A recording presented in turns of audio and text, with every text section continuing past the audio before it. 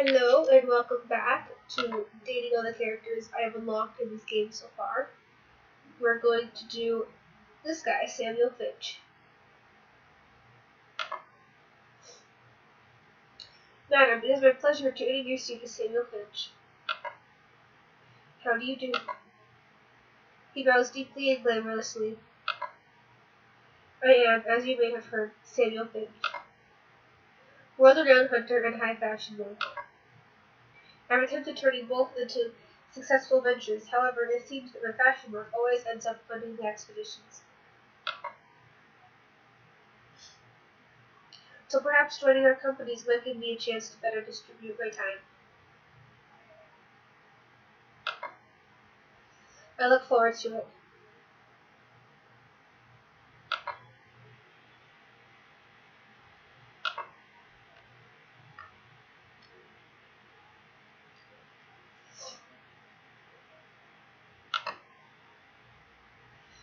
Madam, it is my pleasure to announce the arrival of Samuel Finch.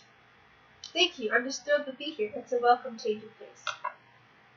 I haven't seen people for a number of months now. I've forgotten how engaging they can be. Mr. Finch has just returned from a 6-month hunt in Central America. He's made quite a name for himself in the hunting world. I wouldn't say that. I don't seek notoriety. Others take notice of my exploits, that's their concern. What were you hunting? I was following reports of an animal with a nasty habit of attacking and drinking the blood of livestock. I spent the better part of my latest expedition knee-deep in swamps and camping in jungles. I was quite close to finding my mark. Devious little creature. I felt at times that it was the Devious little creature. I felt at times that it was the one tracking me, if it even exists, that is. Sadly, I had to return home empty-handed to attend to my business. Madam is quite the hunter as well. Oh?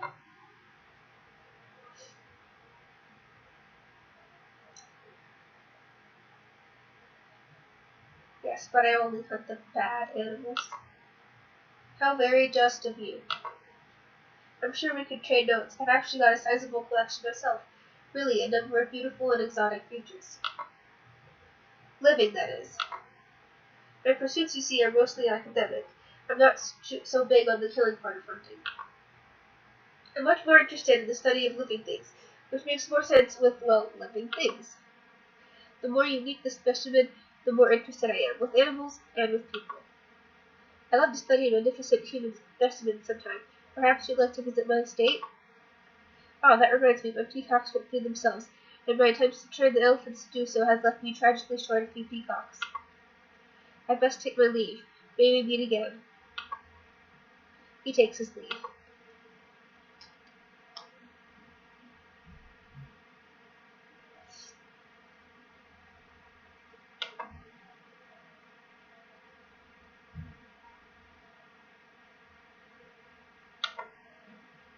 Madam, Samuel Finch has come calling. If you're afraid to receive him, that would be lovely. His carriage appears to be drawn by leopards, and they're menacing the passers-by. Oh, those aren't leopards, silly. They're ill-tempered horses, painted to look like leopards. I purchased them from a dealer in rare animals, believing them to be actual leopards. I was wrong, of course, but when life gives you fake leopards, you use them to draw your carriage. Speaking of rare animals, I have a much more impressive assortment back in my estate. Would you like to see them? Absolutely. Hell yeah. Marvelous. Hop aboard my leopard-drawn carriage and we'll be off. We climb into Samuel's carriage, and his unorthodox steeds pull away at an uncomfortable speed. Forgive the ferocity of my leopard horses. As I said, they're quite ill-tempered, on account of being died against their will and all that. In any case, we're here. Samuel takes your hand in his and leads you inside. I call this room the atrium. It's the chamber which connects my various animal habitats. Any particular animal catch your fancy? That unicorn. Oh, well, that's not actually a unicorn. That's a horse with a narwhal's tusk affixed to its forehead. I'm afraid I'd rather have sucker for adulterated horses. I should really get a new rare animals dealer. Fool me once, shame on you. Fool me twice, shame on me. Fooled me 8 times. Well, that's just a good businessman. You've got to respect that. I too was convinced it was a bona fide unicorn, until it allowed me to approach and feed it, despite the fact that I'm decidedly not a virgin. Still, it brings me pleasure to have a counterfeit unicorn in my home. There's something about the patron shade that I think suits me. What else would you like to see? Peacocks. Ah yes, the peacock, perhaps my favorite of the mundane vertebrae. We have so much in common. Brilliant plumage, dramatic flair, cock. I picked these up in Sri Lanka. Oh, I hope I said that right. I was there for business, not hunting. But I was dressed so fabulously that the little fellows decided to follow me home. I tell you, it pays to be fabulous. Anything else I can show you? An empty tank. Oh yes, my cryptozoological Elijah seat. That tank will remain empty until the day I finally catch my most sought-after quarry, the panoptopus. Surely you've heard of the panoptopus. Indeed I have, but perhaps you should explain it to my maid butler, who are always hiding just out of sight. They really are hiding just out of sight. Ah yes, the panoptopus, the most famous amphibious human octopus housefly hybrid of all time. I've been tracking it for years, but it's always one step ahead of me. The rascal has eyes everywhere, literally. That's why it's called the panoptopus, obviously. Wait, that's the empty tank you were referring to, wasn't it? Or was it? Oh no. Samuel looks at the tank you were actually pointing at, and his face falls. My lobsters, they've escaped. I can't leave them out there on their own. They'll perish. Please, help me find them. I'll check the rooftop. You look in the greenhouse. Samuel's greenhouse seems dedicated almost entirely to carnivorous plants. You hear a crunching sound, but it's just the Venus flytrap knocking on a bug. You find Samuel, so you can go look somewhere else. No luck? Where else would I be? Samuel's study is a labyrinth of well-dressed mannequins, bookshelves, and half-finished letters to the editors of various scientific journals. You find a book titled Getting in Touch with Your Inner Bigfoot, so you can get in touch with actual Bigfoot. But no lobsters. You link back up with Samuel to compare notes. Oh, I can't bear the anxiety. Where haven't we looked? Ordinarily, a billiard room is called a billiard room because it contains a billiards table. It appears Samuel's billiards room is called the billiards room because it's dedicated to a rare South American bird called the billiards eagle. It is highly reclusive, dark green, and the exact size and shape of a billiards table. Beneath a life-sized wood and felt replica of a billiards table, you see movement. There they are, my babies! Samuel lobsters are actually normal lobsters. I was sort of expecting them to be horses with nutcrackers glued to their hooves or something. It takes several hours to corral all the little guys, during which you discover that you have a knack for lobster wrangling. I can't thank you enough, madam, for your help just now. Why lobsters? Did you know lobsters are effectively immortal? Well, let's just say I began breeding them in vain attempt at extracting their life essence. But then I fell for the cute little mothers.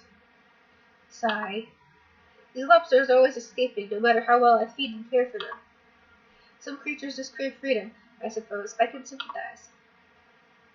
In any case, I'd best attend to them now. Perhaps they ran away because they weren't getting enough attention. Looks like I'll be spending the rest of my evening pampering sea creatures once again. Sorry to cut our time short, but my parental duties come first. I hope you understand. That's fine. Thank you. The leopards will take you home. Let's meet up again sometime soon. Samuel hustles away with his arms full of affectionately pinchy lobsters.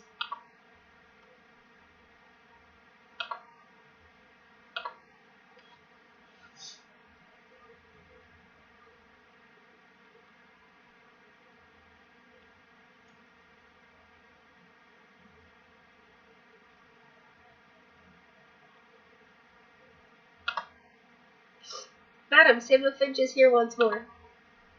His carriage is as fabulous as ever, but it seems to be drawn by regular horses now.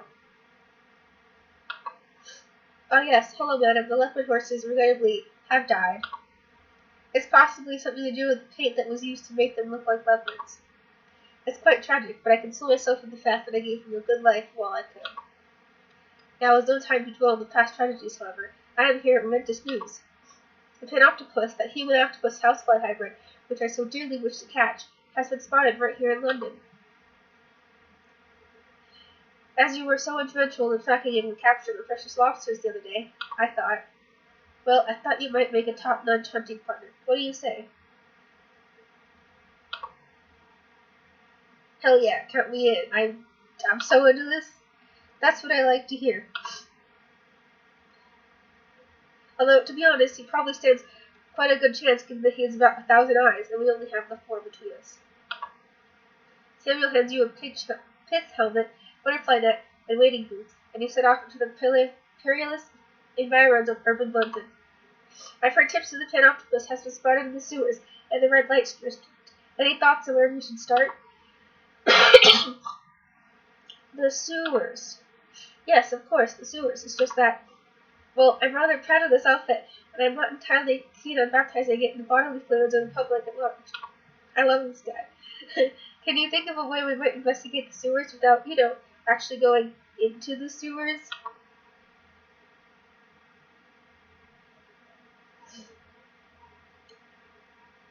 What does the panoptopus like to eat? Let's dangle some through a sewer grate and see what happens. The panoptopus likes to eat filet mignon and caviar mainly. That and children, but I don't know any expendable children I can get on such a short notice. Luckily, we're filthy rich. I'll have my caviar steward fetch us a bill. With the hook baited and the trap set, you place 2 high-backed armchairs around a sewer grate and wait patiently for your client.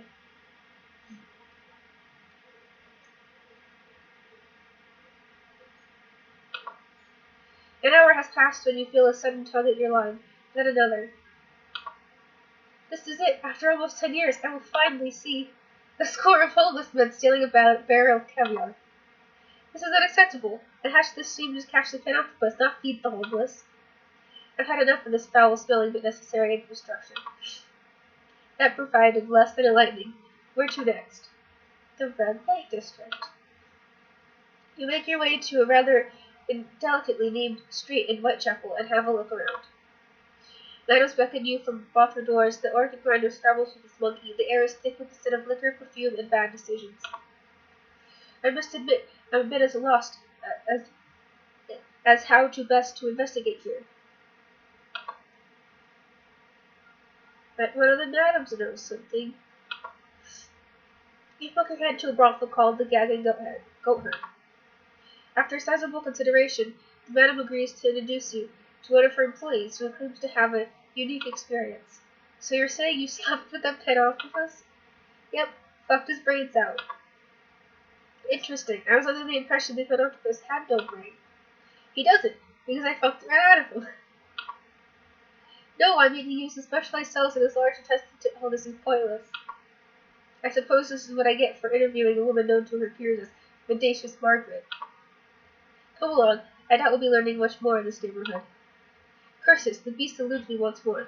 Only one place left to try. A private booth in my favorite restaurant. I must admit that sounds far more pleasant than either the red light district or the sewers. The 2 of you climb into the carriage, and off you go to In-Front Steakhouse. Get it? Outback Steakhouse, In-Front Steakhouse. I say, the ruby-crusted frog legs here are absolutely scrumptious. Nevertheless, I'm not sure I understand how this is supposed to help us locate the panoptopus. Yeah, we'll never find the panoptopus if you're so stressed out all the time. This is to help you relax.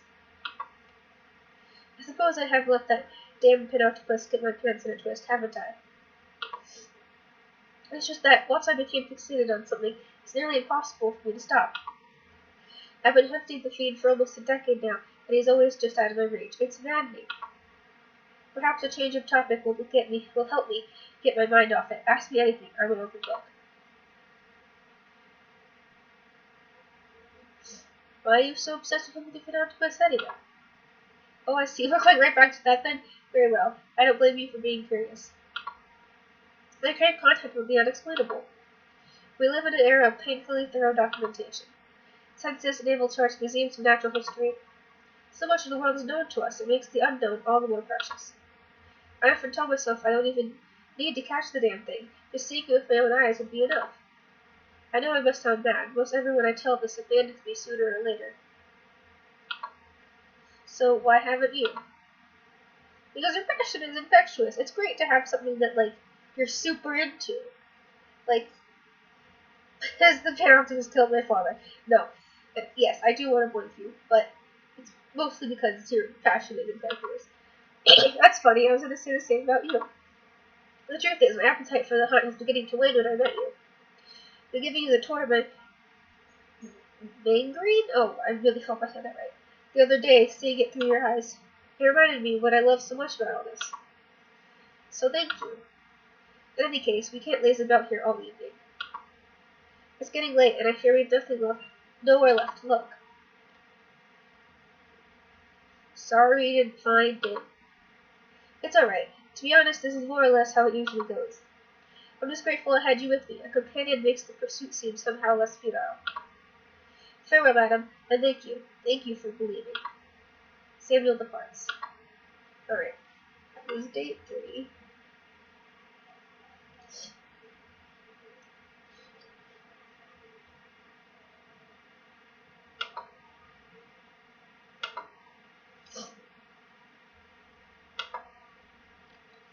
Madam, Mr. Finch has come calling once more.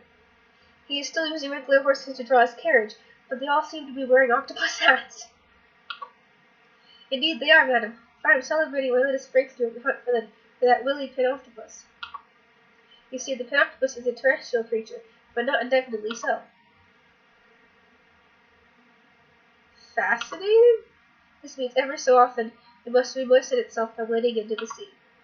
If my calculations are correct, our quarry will need to wet itself sometime in the next 12 hours. I've even deduced the exact spot the creature will choose for its rendezvous with the ocean. We can build a Pinoctopus vine and spend the night there together. What do you say? Hell yeah! You bring the belief in things beyond, and I'll bring marshmallows. I'm ready. What's the beheading you? He holds up a bucket of marshmallows and wiggles a single eyebrow furiously. Fuck yeah, we're gonna have marshmallows. I love marshmallows. They work as bait and as a snack. That's why the chum bucket. At nightfall, you meet Samuel at the appointed place. It's a beautiful, secluded beach at the end of a forest. Samuel has already prepared a makeshift shelter among the trees. The migration patterns of Pinoctopus will bring it to this beach soon enough, madam. All we have to do is wait. What shall we do to pass the time? We can play truth or dare like horny teenagers. Oh, how quaint. I haven't played in ages. Okay, truth or dare. Huh. Truth or dare. Let's do dare. How bold. Very well, I dare you to give me an impromptu fashion show. Ready, set, go. You have no choice. You scamper around the other grove, gathering materials for your ultimate look. Soon you're ready for the runway. Alright, show me what you got. You shut down in the middle of your camp, rocking a taupe bikini. Yeah! But what really complements your look is the coconut top hat. Yeah! Bravo! I'll have to add that look to next year's catalog. Now, I suppose it's only fair that we take turns. And since you chose dare, I might as well do the same. What would you have me do? Huh. All 3 of these are very good.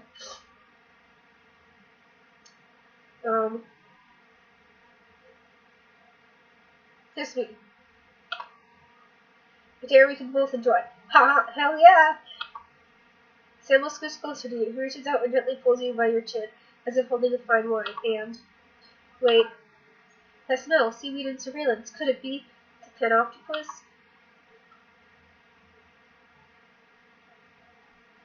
No, it was just a seagull judging us. Bah, seagulls. Nothing ever good enough for them. Look at me. I'm a worldwide fashion mogul, and all these seagulls don't care about is whether or not I have fished. I've had it up to here with judgmental seagulls. Oh well. What shall we do to pass the time? Let's do something fun, like 20 questions. Alright, 20 questions it is. Let me think. Okay, I've got a word. Go ahead. Is it the Panoptopus? Yes.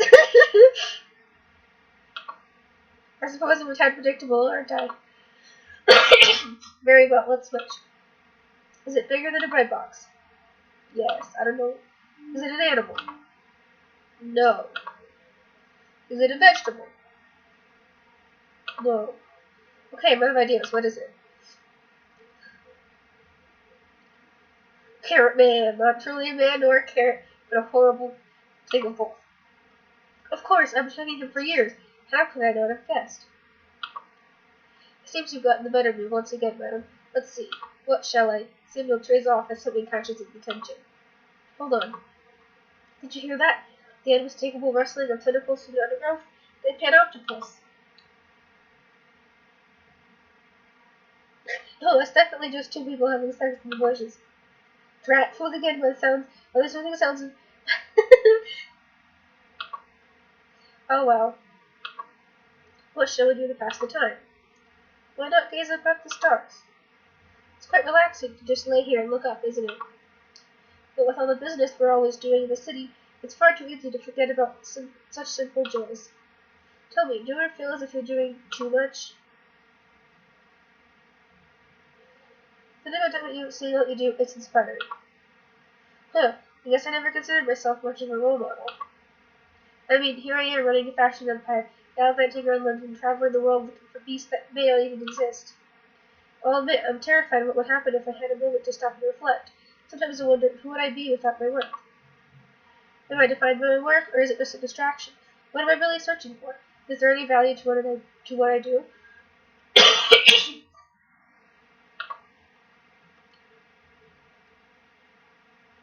Don't you enjoy what you do? There's value in that. Of course I enjoy it, and perhaps I'm reading a bit too much into my own actions, but, well, I wonder if there isn't something more to life than bagging rare creatures and slaying on the runway. I'm sorry to bombard you with my scattered thoughts. I find being human complicated, and more often than not, frustratingly banal. I'm so desperate for a genuine experience, something beyond the everyday. However, since I started spending time with you, I felt, and I know, a little more okay just being me. With you, I find value. Hell yeah! Uh-huh. Samuel trays off. His eyes widen. Could it be? That silhouette by the shore, so tall, so regal, so Stelophian? I don't know how to say that. It must be the Panoptopus. Before you can stop him, Samuel is pulling you down the slope towards the silhouette, butterfly net and tail. His foot catches on a root and he falls, bringing you with him. The two of you tumble down the slope and land on the beach. You find yourself laying on top of Samuel. Your faces almost touching. You kiss him. Kiss him. You press your lips to his, tasting sea salt, lilac perfume, and reckless optimism. He kisses back, deeply, hungrily. Suddenly he rolls you over, straddling you. You thought you had me at your mercy, did you, Rat? Well, a good hunter is never let his wits about him. I'm afraid you'll have to do better than. A great wave crashes over you both, soaking your clothes through, and leaving you spluttering on the sand. Back! Chewy! Curse you, vile ocean! Suddenly Samuel freezes, and his eyes go wide. Panoptopus! I'd forgotten the Panoptopus. Did it escape?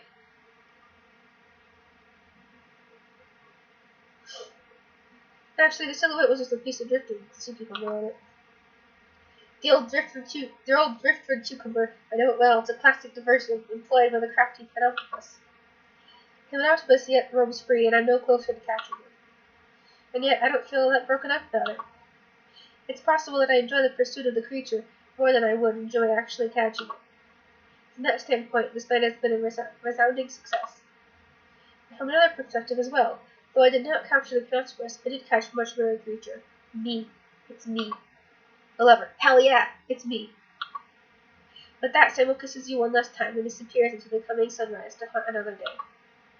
Okay, that is all that we're going to do.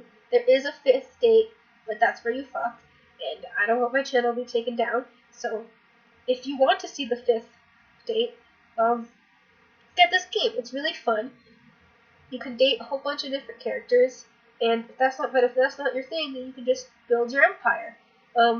build your business empire. So, thanks for watching. I'm slowly making my way through all the characters here, and I'll see you in the next video. Bye!